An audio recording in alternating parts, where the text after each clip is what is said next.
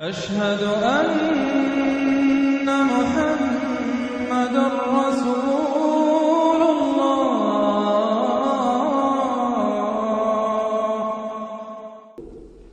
وَلِلَّهِ الْأَسْمَاءُ الْحُسْنَى، اور تمام اچھے نام اللہ ہی کے ہیں، فَادْعُوهُ بِهَا، تو پکارو انہیں اس کے ذریعے سے، پکارو اللہ کو ان کے ذریعے سے۔ ایک نقطہ یہاں نوٹ کر لیجئے، قرآن مجید سے کہیں اللہ تعالیٰ کے لیے لفظ صفت ثابت نہیں ہوتا۔ ویسے حدیث میں ہے، میں صرف بیان کر رہا ہوں، قرآن میں نہیں۔ قرآن میں اللہ کے لیے لفظ آتا ہے نام، اسما، یہ سب اللہ کے نام ہیں۔ ویسے یہ کہ صفاتی نام ہے، یہ دوسری بات ہے، لیکن صفات کا لفظ جو ہے، صفت کا لفظ اللہ کے لیے ایجاباً مثبت طور پر قرآن میں کہیں نہیں آیا۔ نام ہے اللہ کے، اور نام جو ہے در حقیقت کسی ایک ہی شے کے 100 نام ہو سکتے ہیں۔ تلوار کے 5000 نام ہیں، تلوار تو ایک ہی شے ہے نا، لیکن اس کے مختلف اوصاف کے اعتبار سے بہت سے نام اس کے عرب رکھ لیتے تھے۔ تو اللہ تعالیٰ کے نام ہیں، ان ناموں میں سے کچھ قرآن میں بھی آئے ہیں، کچھ ایک حدیث ہے حضرت ابو ہریرہ سے رضی اللہ تعالیٰ عنہ، جس میں کہ حضور نے 99 نام گنوائے ہیں کہ اللہ کے یہ 99 نام ہیں، اور ان کے ذریعے سے تو اللہ سے دعا کی جائے تو اس کے ناموں کے حوالے سے، اللہ تعالیٰ کے ناموں کے، فَادْعُوهُ بِهَا، اللہ تعالیٰ کو پکارا کرو اس کے ناموں کے حوالے سے، یا ستارو، یا غفارو، یا کریم ہو، یا علیم ہو، یہ اس طریقے سے اللہ تعالیٰ کے جو نام ہیں، تو یا اللہ ہو، ظاہر بات ہے کہ اللہ جو ہے وہ بھی اللہ کا سب سے بڑا نام، سب سے اہم نام ہے، اس حوالے سے اس کو پکارو، دعا کرو اس کے ناموں کے حوالے سے۔ وَذَرُوا الَّذِينَ يُلْحِدُونَ فِي أَسْمَائِهِ، اور چھوڑ دو، دفع کرو ان لوگوں کو کہ جو اس کے ناموں میں کجی نکالتے ہیں۔ لحد کہتے ہیں ٹیڑھ کو، یہ قبر جو ہوتی ہے ایک سیدھی ہوتی ہے، اور ایک ہوتی ہے لحد والی جس میں کہ بغلی قبر، اس میں وہ ٹیڑھا راستہ بنتا ہے جس میں کہ اتارا جاتا ہے قبر کو۔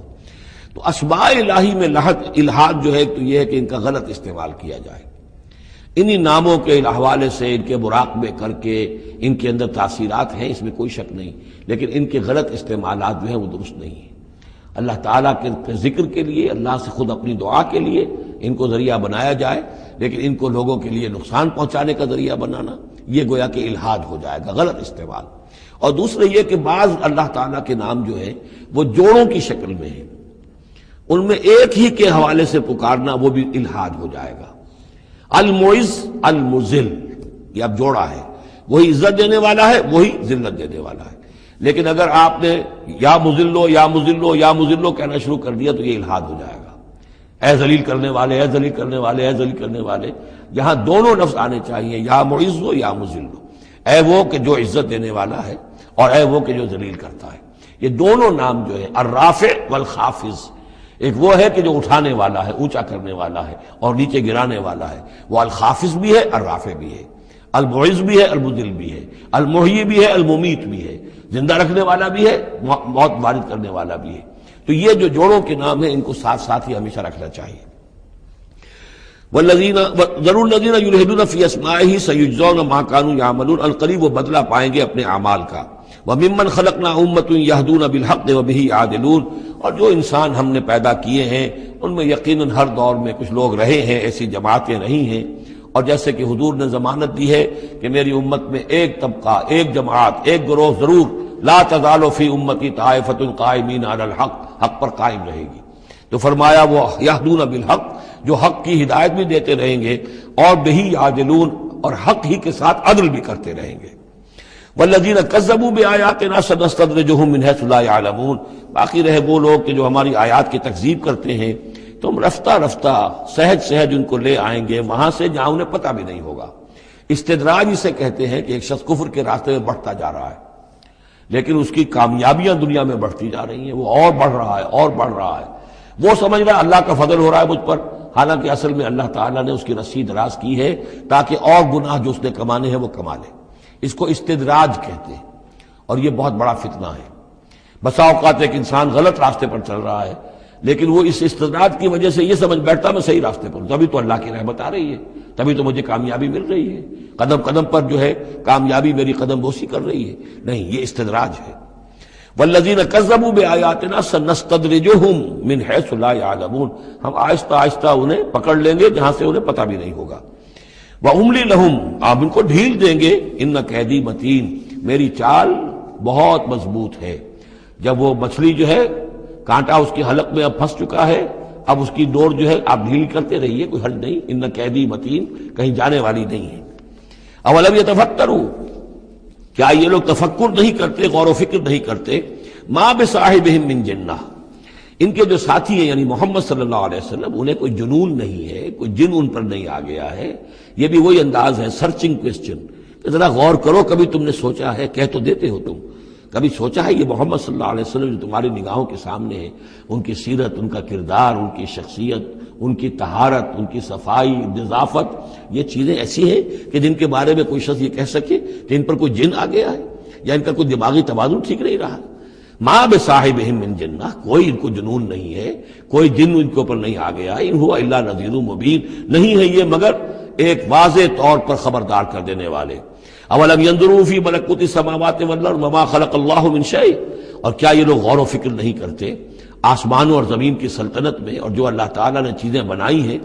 وان عسى ان يكون قد اقترب اجلهم، اور کیا انہیں یہ گمان نہیں ہے، ہو سکتا ہے کہ ان کی مہلت ختم ہوا چاہتی ہو، ان کی اجل، لکل امت اجل، ہر قوم کے لیے ایک اجل معین ہے، تو تم کیسے نچنت ہو گئے ہو سکتا ہے کہ تمہاری وہ اجل اب قریب آ چکی ہو۔ ان یکون قد اقترب اجلہم فبأی حدیث بعدہ یؤمنون، تو اب اس کے بعد اور کس شے پر، کس بات پر یہ ایمان لائیں گے؟ من یضلل اللہ فلا ہادی لہ، جس کو اللہ گمراہ کر دے گا یا جس کی گمراہی پر اللہ کی طرف سے مہر تصدیق سخت ہو جائے گی، اب اسے کوئی ہدایت دینے والا نہیں۔ وَيَذَرُهُمْ فِي طُغْيَانِهِمْ يَعْمَهُونَ، اور وہ چھوڑ دے گا ان کو ان کی سرکشی میں اندھے ہو کر آگے بڑھتے ہوئے۔ یسألونک عن الساعة ایان مرساها، اے نبی آپ سے پوچھتے ہیں یہ قیامت کب آئے گی، آپ ہمیں بہت ڈراتے رہتے ہیں قیامت قیامت قیامت کب آئے گی، کب لنگر انداز ہوگی؟ قل انما علمها عند ربی، کہہ دیجئے اس کا علم تو میرے رب کے پاس ہے۔ لا یجلیها لوقتها الا هو، نہیں روشن کرے گا اسے اس کے وقت پر مگر خود وہ، اس کا وقت سوائے اللہ کے کسی کے علم میں نہیں، کسی فرشتے کے علم میں نہیں ہے، کسی کے علم میں نہیں ہے، وہی ہے لا یجلیہا لوقتہا، اپنے اس وقت معین کے اوپر خود ہی اسے روشن کرے گا۔ ثقلت فی السماوات والارض، ویسے وہ آسمانوں اور زمین ہی کے اندر اٹھی ہوئی ہے، حمل اسی کے اندر ہے اس کا، یعنی یوں سمجھیے کہ ہر شے کے اندر جو تخلیق کی گئی ہے اس کی فنا بھی اسی شے میں موجود ہے، ہر تخلیق جو ہے اس کی ایک اجل مسمى ہے، تو گویا کہ اس کی موت اس کے ساتھ ہی ہے، ہم اپنی موت اپنے ساتھ لیے پھر رہے ہیں۔ اسی طرح یہ کائنات جو ہے جس کی تخلیق کی گئی ہے، یہ گویا کہ وہ جو جیسے کسی کا حمل ہوتا ہے عورت کا، وہ حمل لیے پھر رہی ہو، اسی طریقے سے یہ کائنات اپنی اس قیامت کو اٹھائے پھر رہی ہے۔ ثقلت فی السماوات والارض لا تأتیکم الا بغتۃ، لیکن نہیں آئے گی تم پر مگر اچانک۔ یسألونک کأنک حفی عنہا، اے نبی آپ سے تو یہ اس طرح پوچھتے ہیں گویا کہ آپ اس کی کھوج میں لگے ہوئے ہیں، آپ کو یہی فکر دامنگیر ہے قیامت کب آئے گی، حالانکہ آپ کا اس سے کوئی سروکار نہیں، یہ ہمارا معاملہ ہے۔ قل انما علمها عند اللہ، کہہ دیجئے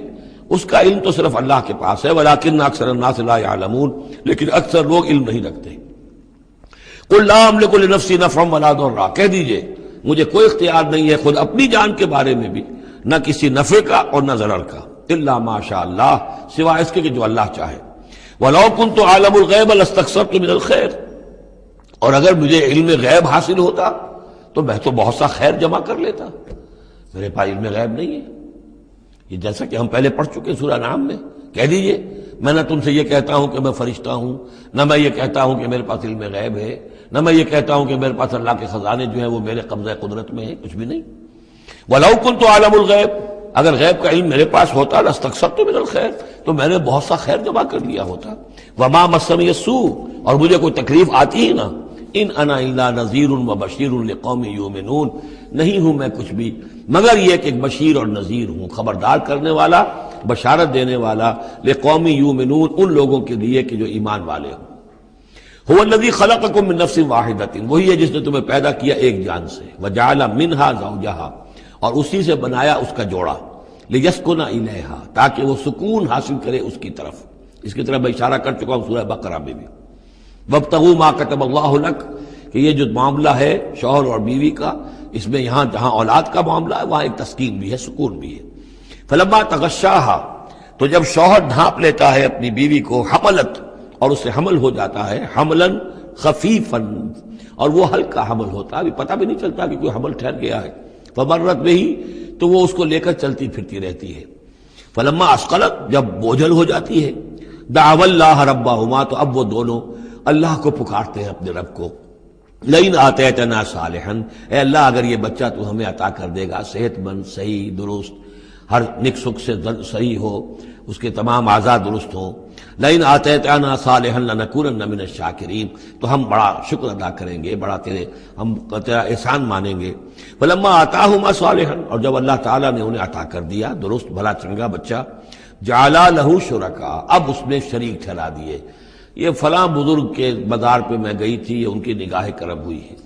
اور یہ فلاں جو ہے دیوی کی کرپا ہو گئی ہے کہ جس کی وجہ سے مجھے اولاد مل گئی ہے، دیا اللہ نے، اور اب یہاں پہ اس کے لیے دیوی اور دیوتا یاد آ گئے۔ فتعال اللہ عما یشرکون، تو اللہ بہت بلند و بالا ہے ان کے شرک سے،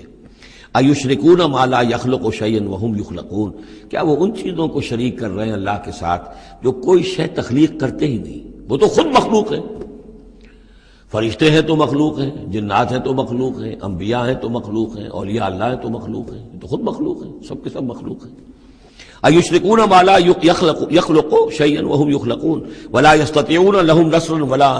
ولا انفسهم ینصرون، نہ وہ ان کی مدد کر سکتے ہیں نہ وہ اپنی مدد پر قادر ہیں، وہ تو سب کے سب جو ہے اللہ کے بندے ہیں۔ ان تدعوهم الى الہدی، اب یہاں پر تدریجاً بات لائی جا رہی ہے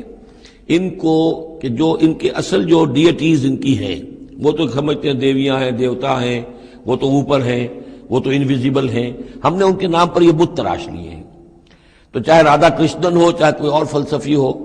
وہ کہے گا یہ کہ ہم ان بتوں کو نہیں پوج رہے، ہم بھی جانتے ہیں یہ پتھر ہے، پتھر کے سوائے میں کیا ہے، یہ نہ دیکھ سکتے ہیں نہ چل سکتے ہیں، پتھر ہیں، لیکن عام طور پر ان کے ہاں آدمی جو ہے عوام کی سطح پر وہ پھر انہی کو سمجھ بیٹھتا ہے کہ یہی ہے،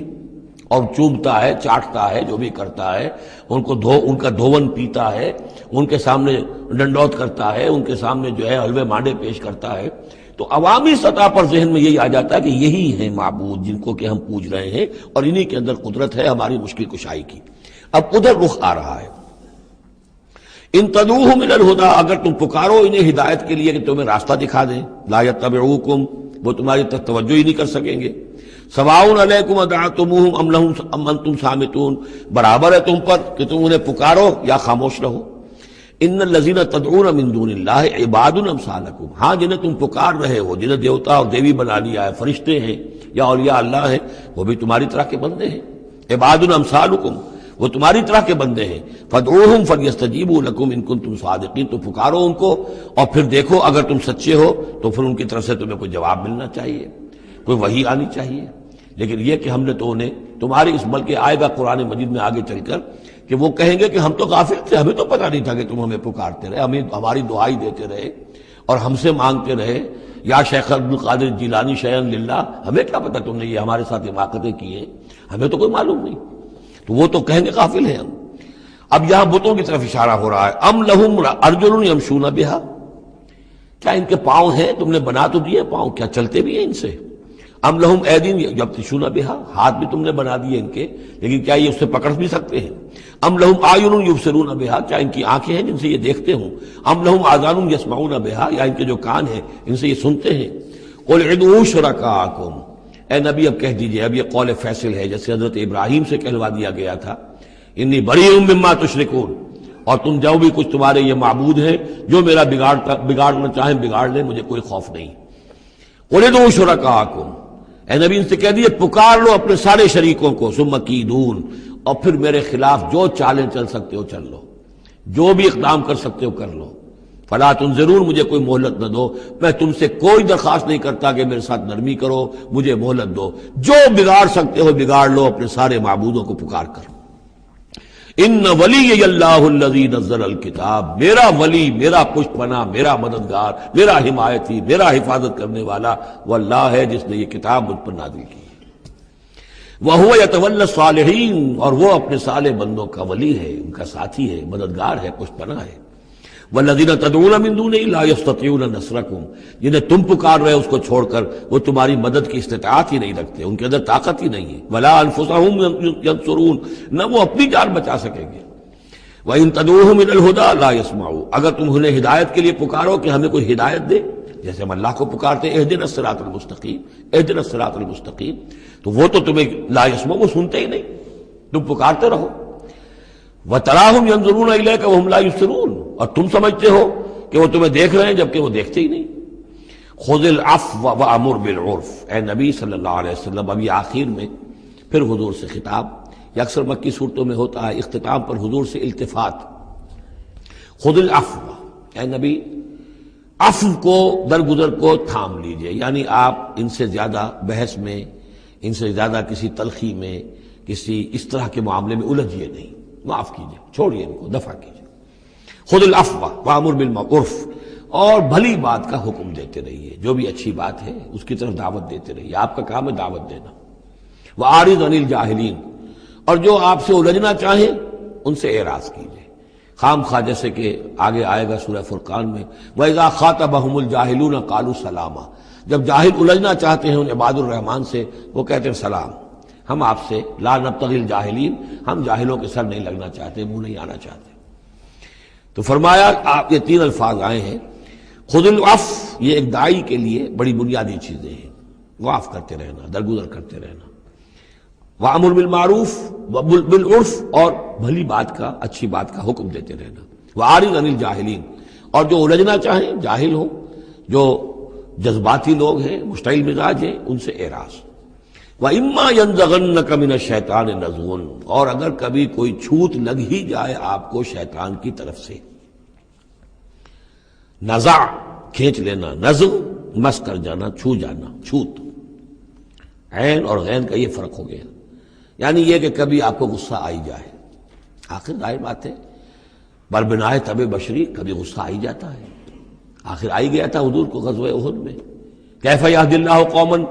خضبوا وجہ نبیہم بالدم، کیسے اللہ ہدایت دے گا اس قوم کو جس نے اپنے نبی کے چہرے کو خون سے رنگ دیا، غصہ آ گیا تھا۔ لیس لک من الامر، اے نبی آپ کے ہاتھ میں اختیار نہیں ہے، ہدایت اور ضلالت کا اختیار ہمارے ہاتھ میں ہے۔ اسی طریقے سے اے نبی اگر کبھی غصہ آ جائے، فرمایا وَإِمَّا يَنزَغَنَّكَ مِنَ الشَّيْطَانِ نَزْغٌ فَاسْتَعِذْ بِاللَّهِ، فوراً اللہ کی پناہ طلب کرو، إِنَّهُ سَمِيعٌ عَلِيمٌ، اور یہ پھر آگے چل کر حامیم السجدہ میں بھی یہ آیت آئے گی، إِنَّهُ هُوَ السَّمِيعُ الْعَلِيمُ، یقیناً وہی ہے سب کچھ سننے والا اور سب کچھ جاننے والا۔ إِنَّ الَّذِينَ اتَّقَوْا إِذَا مَسَّهُمْ طَائِفٌ مِّنَ الشَّيْطَانِ تَذَكَّرُوا،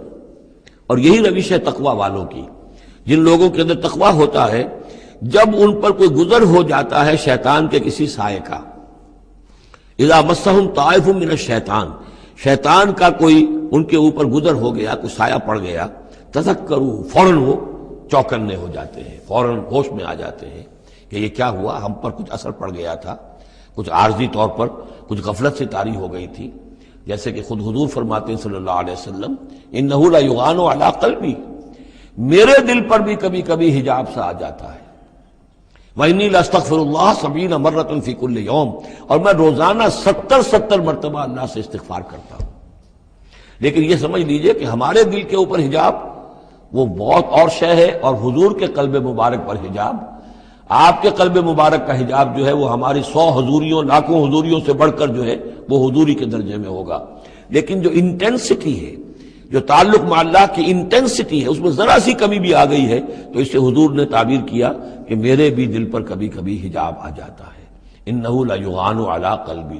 انٹینسٹی تو کم ہو گئی نا، یہ بجلی جس پاور کی ہے ذرا سی کم ہو جائے گی تو ایک دفعہ تو آپ کو محسوس ہوگا اندھیرا ہو گیا، حالانکہ بجلی ہے، روشنی ہے، اندھیرا نہیں ہوا ہے، لیکن اس کی پاور کم ہوئی ہے۔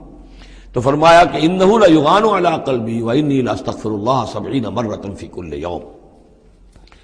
ان الذین اتقوا اذا مسهم طائف من الشیطان تذکروا، تو فوراً وہ چوکنے ہو جاتے ہیں، یاد کرتے ہیں، فاذا هم مبصرون، اور ان کی آنکھیں کھل جاتی ہیں، انہیں حقائق نظر آنے لگتے ہیں، وقتی سا جو سایہ پڑ گیا تھا اس سے وہ فوراً نکل آتے ہیں۔ وَإِخْوَانُهُمْ يَمُدُّونَهُمْ، باقی جو شیطانوں کے بھائی ہیں انہیں شیطان گھسیٹ کر لے جاتے ہیں، فی الغی، وہ اس کجی کے اندر وہ گھسیٹتے ہوئے دور تک پہنچاتے ہیں، جیسے بلم بن باورا کو پہنچایا کہ اسے آخری حد تک پہنچا کر دم لیا، تو شیطانوں کا جو ولی ہوگا پھر شیطان کا تو اس کے اوپر زور چلے گا،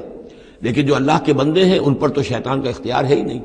وہ تو یہ کہ جیسے ہی ذرا سا ان کے اوپر کوئی اثر پڑا بھی، کوئی سایہ سا آیا بھی تو فوراً چونک گئے اور اللہ کی طرف متوجہ ہو گئے۔ ثم لا یقصرون، پھر وہ کمی نہیں کرتے، اسے آخری منزل جو ہے گمراہی کی وہاں تک پہنچا کر رہتے ہیں۔ وَإِذَا لَمْ تَأْتِهِمْ بِآیَةٍ، اب دیکھیے یہ عمود ان دونوں صورتوں کا، خاص طور پر انعام کا، آیت لاؤ، نشانی لاؤ، معجزہ دکھاؤ، نبوت منوانا چاہتے ہو، رسالت منوانا چاہتے ہو تو دکھاؤ معجزہ، حصی معجزہ جیسے موسیٰ کو ملے، جیسے عیسیٰ کو ملے، وغیرہ وغیرہ۔ اب اس کو سم اپ کر رہے ہیں، وَإِذَا لَمْ تَأْتِهِمْ بِآیَةٍ، اے نبی جب آپ ان کے پاس کوئی معجزہ نہیں لائے، قالوا، انہوں نے کہا لولا اجتبیتها، کیوں نہیں کوئی چن کر لے آتے، کہیں سے چھانٹ کر لے آتے، تو تمہارا دعویٰ یہ ہے تم اللہ کے رسول ہو، محبوب ہو، تو کیا وجہ ہے، کیوں رہ گئے، کس وجہ سے؟ لولا اجتبیتها، کہیں سے کوئی چھانٹی کر کے، کہیں سے کوشش کر کے لے آتے۔ قل انما اتبع ما یوحى الی، اس زمن میں ایک واقعہ میں نے پڑھا تھا، یہ تفسیر کبیر میں، امام راضی کی تفسیر میں، کہ حضور کے ایک پھوپھی زاد بھائی تھے، اگرچہ وہ ایمان نہیں لائے تھے لیکن حضور سے ہمدردی رکھتے تھے، ساتھ رہتے تھے، تعاون کرتے تھے، جہاں کہیں حضور جاتے تھے دل میں نرمی تھی ان کے، اور امید تھی حضور کو کہ حضور ایمان لے آئیں گے۔ لیکن جب آخری معاملہ یہ ہوا کہ جو سرداران قریش تھے انہوں نے گویا کہ ان کے اپنے زوم میں انہوں نے حجت قائم کر دی، اے نبی یہ معجزہ دکھا دو، اے محمد چلو مان لیں گے، چلو یہ نہیں دکھا سکتے یہ دکھا دو، یہ نہیں دکھا سکتے یہ دکھا دو، وہ سب سورہ بنی اسرائیل میں آئے گا۔ تو جب یہ ساری باتیں حضور نے کہا نہیں میرے اختیار میں نہیں ہے، یہ تو اللہ تعالیٰ کا فیصلہ ہے، اللہ جب چاہے گا دکھائے گا، میرے اختیار میں نہیں ہے، تو پھر وہاں سے حضور جب اٹھے سب وہاں تو شور مچ گیا، پھر ظاہر بات ہے کہ وہ تو تالی پٹ گئی ہوگی کہ بس رہ گئے ان کی، اب تو یہ تو ہمارے جو عوام ہیں انہوں نے کہا ہوگا کہ ہمارے سردار تو جیت گئے، اس لیے کہ یہ تو ناکام رہ گئے، انہوں نے تو آخری درجے میں کہہ دیا یہ نہیں دکھا سکتے یہ دکھا دو، یہ نہیں دکھا سکتے یہ دکھا دو، یہ معجزہ نہیں تو یہ دکھا دو، یہ نہیں تو یہ دکھا دو، کوئی بھی نہیں دکھا سکتے۔ تو اس کے بعد جب حضور کے ساتھ وہاں سے حضور دل گرفتہ ہو کر اٹھے اور آئے تو ساتھ وہ پھوپھی زاد بھائی بھی تھا، اس نے کہا کہ محمد آج تو آپ کی قوم نے آپ پر حجت قائم کر دی ہے، اب میں آپ کا ساتھ نہیں دے سکتا۔ یعنی یہ ہے کہ جو اثر پڑتا تھا لوگوں کے اوپر کہ اب تو حجت آپ پر قائم ہے، جس کو میں نے کہا تھا سورہ انعام کا وہ مقام کہ ان کان کبر علیک اعراضهم فان استطعت فتبتغي نفقا في الارض او سلما في السماء فتاتيهم بآية، اے نبی اگر آپ پر بہت بھاری گزر رہا ہے، شاق گزر رہا ہے ان کا اعراض، تو اگر آپ میں طاقت ہے تو کہیں زمین میں سرنگ لگا لیجئے، کہیں آسمان پر سیڑھی لگا لیجئے، اور کہیں سے جہاں سے آپ لا سکتے ہو لے آئیے، ہم نہیں دکھائیں گے۔ تو واقعہ یہ ہے کہ انسان اس کو اپنے اوپر طاری کرے، اس صورتحال میں ویژولائز کرے اپنے آپ کو، تو کس قدر ضیق میں اس وقت محمد رسول اللہ صلی اللہ علیہ وسلم کی شخصیت آ چکی تھی۔ وَإِذَا لَمْ تَأْتِهِمْ بِآیَةٍ، اور جب آپ نہیں لائے ان کے پاس کوئی نشانی، قَالُوا لَوْ اجْتَبَیْتَهَا، کیوں نہیں لے آئے کہیں سے؟ قُلْ إِنَّمَا أَتَّبِعُ مَا يُوحَىٰ إِلَيَّ، کہہ دیجئے میری حیثیت تو صرف یہ ہے کہ میں پیروی کر رہا ہوں اس کی کہ جو میری طرف وحی کی جا رہی ہے، اس سے بڑا میں نے دعویٰ نہیں کیا، نہ خدائی کا، نہ کوئی علم غیب کا دعویٰ کیا، نہ میں نے یہ کہا کہ اللہ کے خزانے میرے دستے تصرف میں ہیں، میں نے کوئی دعویٰ نہیں کیا۔ ھذا بصائر من ربکم، اور یہ تمہارے رب کی طرف سے بصیرت افروز باتیں ہیں جو میں تمہارے سامنے پیش کر رہا ہوں، میں خود پیروی کر رہا ہوں اس کی اور تمہارے سامنے پیش کر رہا ہوں۔ وَھدًى وَرَحْمَةٌ لِّقَوْمٍ يُؤْمِنُونَ، اور یہ ہدایت ہے اور رحمت ہے ان لوگوں کے حق میں جو ایمان لانے والے ہیں۔ وَإِذَا قُرِئَ الْقُرْآنُ فَاسْتَمِعُوا لَهُ وَأَنصِتُوا، اور جب قرآن پڑھا جا رہا ہو تو تم اسے پوری توجہ سے سنا کرو۔ سمع یسمع کے معنی سننا، اور استمع یستمع پوری توجہ کے ساتھ، ارتکاز توجہ کے ساتھ سننا، کان لگا کر، کان دھر کر سننا۔ وانصتوا، اور خود خاموش رہا کرو۔ اسی آیت کو دلیل بناتے ہیں وہ حضرات جو یہ سمجھتے ہیں کہ امام کے پیچھے جہری قرات میں پڑھنا نہیں چاہیے، اس لیے کہ ظاہر بات ہے کہ جب امام پڑھ رہا ہے تو آپ کو پوری توجہ سے امام کی قرات کو سننا چاہیے، خود پڑھنے کی طرف توجہ کریں گے تو پھر اس کے سننے کی طرف توجہ جو ہے وہ نہیں رہے گی۔ اور یہاں خاص حکم بھی ہے انصتوا، خود خاموش رہو، لعلکم ترحمون، تاکہ تم پر رحم کیا جائے۔ وَاذْكُرْ رَبَّكَ فِي نَفْسِكَ تَضَرُّعًا وَخِيفًا وَدُونَ الْجَهْرِ مِنَ الْقَوْلِ بِالْغُدُوِّ وَالْآصَالِ، اور اپنے رب کو یاد کرتے رہا کرو اپنے جی ہی جی میں، تضرعا، عاجزی کرتے ہوئے، گڑ گڑاتے ہوئے۔ اس عاجزی اور گڑ گڑانے کی انتہا ہے وہ دعا جو میں نے نقل کی ہے، جو مسلمانوں پر قرآن مجید کے حقوق کے نام سے میرا کتاب چاہے اس کے آخر میں مقام عبدیت، اللہم انی عبدک وابن عبدک وابن امتک فی قبضتک ناصیتی بیدک ماض فی حکمک عدل فی قضاؤک۔ اے اللہ میں تیرا بندہ ہوں، غلام ہوں، میرا باپ بھی تیرا بندہ اور غلام تھا، میری ماں تیری ادنا کنیز تھی، میں تیرے قبضہ قدرت میں ہوں، میرے پورے وجود میں تیرا ہی حکم جاری و ساری ہے، اور تو جو بھی میرے بارے میں فیصلہ کرے عدل فی قضاؤک، وہ یقیناً حق پر اور عدل پر مبنی ہے۔ یہ عاجزی۔ اسألک بکل اسم هو لک، میں تجھ سے درخواست کر رہا ہوں تیرے ہر نام کے حوالے سے تیرا ہے، علمتہ احد من خلقک، جو تو نے کسی اپنی مخلوق کو سکھایا، او انزلتہ فی کتابک، یا اپنا نام تو نے اپنی کسی کتاب میں نازل فرمایا، اب استاثرت بہ فی مکنون الغیب عندک، یا اپنے اس نام کو تو نے اپنے پاس ہی غیب میں ہی کہیں چھپا کر رکھا ہوا ہے، خزانہ بنایا ہوا ہے۔ میں ان تمام ناموں کے حوالوں سے سوال کے حوالے سے واسطے سے تم آپ سے درخواست کرتا ہوں ان تجعل القرآن ربیع قلبی و نور صدری و جلاء حزنی و ذہاب ہمی و غمی، قرآن کو میرے سینے کا نور بنا دے، میرے دل کا سرور بنا دے، میرے تفکرات کا ازالے کا ذریعہ بنا دے، میرے غموں کا اور تفکرات اور جو بھی پریشانیاں ہیں ان کے ازالے کا ذریعہ بنا دے۔ یہ ہے دعا محمد رسول اللہ کی۔ اب خاص طور پر چونکہ آیت پہلے آ گئی تھی وَإِذَا قُرِئَ الْقُرْآنُ فَاسْتَمِعُوا لَهُ وَأَنصِتُوا، تو اسی کے حوالے سے یہ دعا جو ہے یہ خاص طور پر جو ہے مسلمانوں پر قرآن مجید کے حقوق اور کیا عظمت قرآن کی ہے کہ اللہ تعالیٰ سے جو سوال کر رہے ہیں حضور کہ قرآن کو التجعل القرآن ربیع قلبی و نور صدری، میرے سینے کا نور، میرے دل کی بہار بنا دے۔ وَاذْكُرْ رَبَّكَ فِي نَفْسِكَ تَضَرُّعًا وَخِيفَةً، اور یاد کرتے رہا کرو اپنے رب کو اپنے جی میں گڑ گڑاتے ہوئے، عاجزی کے ساتھ، اور خیفہ خوف کے ساتھ، دون الجہر من القول، اور بلند آواز سے نہیں، پست آواز سے۔ لیکن یہ ضرور ہے کہ آدمی دعا مانگے تو ایسے مانگے کہ خود سن لے۔ اس میں یہ ہوتا ہے کہ ایک تو دعا وہ مانگ رہا ہے، ایک اس کی سماعت بھی اس دعا سے استفادہ کرتی ہے۔ نماز میں بھی اگر اکیلا انسان نماز پڑھ رہا ہو تنہا، تو جو رکعتیں ہیں چاہے سری بھی ہوں ان کو ایسا ضرور پڑھے کہ جیسے خود وہ سن رہا ہے، اس حد تک جو ہے تاکہ وہ نماز میں جو پڑھ رہا ہے اس کے ساتھ اس کی سماعت بھی اس سے مستفید اور مستنیر ہوتی چلی جائے۔ بالغدو والآصال، اور یہ آپ ذکر کرتے رہے اللہ کا اپنے جی میں عاجزی کے ساتھ اور خوف کے ساتھ، اور یہ کہ زیادہ بلند آواز سے نہیں بلکہ پست آواز سے، صبح کے وقت بھی اور شام کے اوقات میں بھی۔ جیسے میں نے توجہ دلائی تھی سورہ نام کے شروع میں، نور ہمیشہ قرآن میں واحد آئے گا، ظلمات ہمیشہ جمع، اسی طرح غدو یہ ہمیشہ ایک، اور آصال اصیل کی جمع ہے یعنی شام کے اوقات، اور اس میں اشارہ ہے کہ فجر صبح کی نماز ایک ہی ہے جو اللہ تعالیٰ نے فرض رکھی ہے، اور جیسے ہی لدلوک الشمس الی غسق اللیل، سورج ذرا ڈھلنا شروع ہوتا ہے، مغرب کی طرف ذرا اترنا شروع ہوتا ہے، وہاں سے لے کے پے بپے نمازیں ہیں، ظہر ہے، عصر ہے، مغرب ہے، عشاء ہے، تو یہ جو ہے یہ آصال جمع کا صیغہ ہے۔ بالغدو والآصال، غدو والآصال، ولا تکن من الغافلین، اور غافلوں میں سے نہ ہو جائیے۔ ان الذین عند ربک، یقیناً وہ بزرگ ہستیاں، وہ ملائکہ مقربین، وہ ملائے اعلیٰ جو اپنے رب کے پاس ہیں، مقربین ہیں، قریب ترین ہیں، وہ جس کے بارے میں امیر خسرو نے کہا ہے کہ خدا خود میر محفل بود اندر لامکاں خسرو، محمد شمع محفل بود شب جائے کہ من بودم۔ ایک لامکاں کی محفل وہ بھی ہے جہاں کا میر مجلس اللہ ہے، اور جہاں فرشتے ہیں، ملائکہ مقربین ہیں، اور محمد رسول اللہ روح محمدی وہاں گویا کہ چراغ اور شمع کی حیثیت سے ہے۔ تو ان الذین عند ربک لا یستکبرون عن عبادتہ، وہ جو اس کے قریب ترین ہیں وہ بھی اس کی عبادت سے استکبار نہیں کرتے، استکبار کی بنیاد پر عبادت سے دستکش نہیں ہوتے۔ وَيُسَبِّحُونَهُ، اور اس کی تسبیح کرتے رہتے ہیں، وہ لَهُ يَسْجُدُونَ، اور اس کے لیے سجدے کرتے رہتے ہیں۔